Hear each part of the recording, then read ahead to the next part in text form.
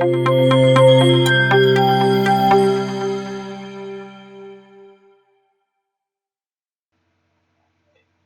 علیکم. املا به برگزیم دیده خوانیزی ویدیو د موضوعاتو د څیړلو او سپړلو لپاره چې د کالم او ټیبل رامنځته کول او تنظیمول دي له تاسو سره یم. ډیری وخت په کمپوزینګ کې موږ له ګڼو شیانو سره مخ کیږو. که چیرې تاسو ورځپاڼې لیدلې وي اکثرا 3 کالمه یا 2 ستونه لیکل شوي وي او په خپله د مایکروسافت ورډ نوې صفحه چې تاسو پرانیزئ بای ډیفالت یو کالم یا یو ستون لري، خو ضرورت ته په کتو کولی شئ چې 2 یا 3 کالمه یې هم کړئ. د دې کار لپاره کرسر په کوم ځای کې چې له هغه ځایه خپل متن په ستونو یا کالمو کې لیکل غواړئ راوړئ او له لی اوټ ټاب څخه برکس باندې کلیک کړئ او له ځوړنده شوي مینو څخه د سیکشن برکس لاندې کانټینیوس باندې کلیک کړئ ترڅو د کرسر له موقعیت څخه نوی سیکشن په همدې صفحه کې شروع شي. په دې توګه په اسانۍ لیکل په خپل یو کالمه حالت پاتې کیږي او له دې وروسته صفحه مو په 3 کالمه لی اوټ بدلیږي او د لی اوټ په ریبن کې د پیج سیټ اپ ګروپ کې کالمز باندې کلیک کړئ او له ځوړنده شوي باکس نه ضرورت ته په کتو کولی شئ خپله صفحه مو له یو ستونه حالت نه 2 یا 3 ستونه لی اوټ ته واړوئ. وړاندې تر دې خپل رولر د صفحې په پاسنۍ برخه کې وګورئ. تاسو وینئ چې ټوله صفحه مو یو کالم کې ده، خو د 3 کالمه ټاکنې سره صفحه مو په 3 کالمه لی اوټ بدلیږي چې په رولر کې په څرګنده وینئ چې صفحه مو په 3 کالمو باندې وویشل شوه او کولی شئ پلنوالی او مارجین یا حاشیه یې کم یا زیات کړئ. اوس کله چې تاسو لیکل کوئ نو په لومړی کالم کې لیکل کیږي او ترڅو چې د صفحې پای ته نه وي رسیدلی کرسر دوهم کالم ته نه ځي.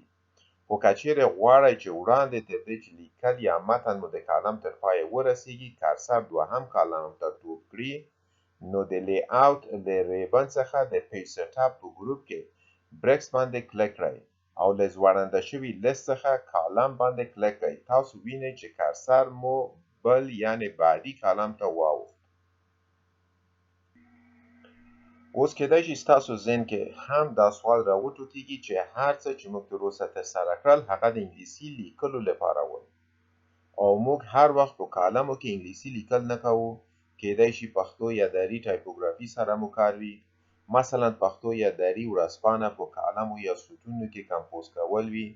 نو که چیرې داسې کوم څه وي آیا همدا کار عملي کېدای شي؟ ځواب یې نه دی، ځکه کار په لږ توپیر سره عملي کیږي. په دې حالت کې تاسو لیخي کالم نه کیڼ کالم په لوري لیکل نشئ کولای. راځئ چې عملي وګورو. Alt Shift باندې کلیک کړئ ترڅو کیبورډ پښتو ته واوړي او Right to Left Text Direction هم کلیک کړئ. تاسو وینئ چې کرسر د ښي لوري کالم ته نه ځي چې اصولاً باید کرسر د ښي لوري کالم ته لاړ او له هماغه لوري څخه لیکل باید وشي چې نه کیږي. ځکه په ورډ کې د دې کار د تنظیمولو لپاره لومړی باید د لی اوټ ټاب له ریبن څخه کالمز ته ټک ورکړئ او له ځوړنده شوي آپشنو څخه مور کالمز باندې کلیک کړئ او په دیالوګ باکس کې Right to Left آپشن ټک کړئ. تاسو ګورئ چې کرسر د ښي لوري لومړی کالم ته ځي او لیکل هم د ښي کالم نه کیڼ کالم په لوري راځي. د کالم په ماتولو سره کرسر د ښي لوري کالم نه کیڼ لوري بعدي کالم ته ټوپ کوي. دا ول د کالم په اړه اړین موضوعات چې د کمپوزینګ پر وخت حتما ورسره مخ کیږئ. اوس راځو ټیبل برخې ته. ټیبل په اصل کې د معلوماتو د ارائه کولو یوه طریقه ده چې د قطارو او ستونو په بڼه ښودل کیږي چې هر کالم ته یو فیلډ او هر قطار ته یو ریکارډ ویلی کیږي چې په ګډه دغه راټول شوي معلوماتو ته ډیټابیس هم ویلی شو چې په مایکروسافت اکسل او مایکروسافت اکسس کې به په بشپړه توګه ورسره اشنا شئ. نو خپلو معلوماتو ته په کتو کولی شئ د هغې په مطابق خپل ټیبل ډیزاین کړئ چې څو کالمه او څو رو یا قطارو څخه باید جوړ وي. مثلا زه یو ټیبل جوړوم چې 4 کالمه او 8 رو ولري. نو انسرت باندې کلیک کوم او له ریبن څخه یې د ټیبل په کټګورۍ کې ټیبل باندې کلیک کوم.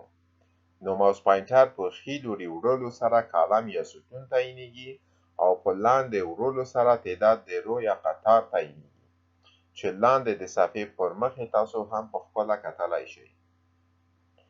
یا هم له ډراپ ډاون یا ځوړنده شوي باکس څخه انسرت ټیبل باندې کلیک کړئ او تعداد د کالمو او رو تعیین کړئ او اوکې ته ټک ورکړئ.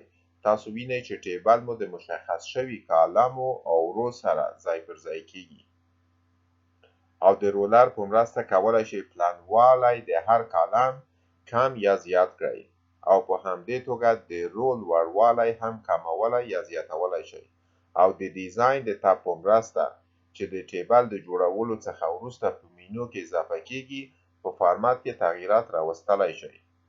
خو دا هغه وخت کیدای شي چې کرسر مو د ټیبل په هماغه سیل کې وي کوم چې تاسو یې پلنوالی یا لوړوالي کې تغییر راوستل غواړئ یا هم د ټیبل په فارمت کې د بدلون په لټه کې وئ. دا ول د دغې ښوونیزې ویډیو چمتو شوي محتویات. که چیرې ویډیو مو خوښه شوې وي ضرور یې لایک او شیر کړئ او که چینل ته نوي یاست نو سبسکرایبول مه هیروئ. ګیلوي یا زنګولې ته هم ټک وکړئ ترڅو د ټولو نوو ویډیوګانو څخه پر وخت خبر شئ. تر بلې ښوونیزې ویډیو ښې چارې.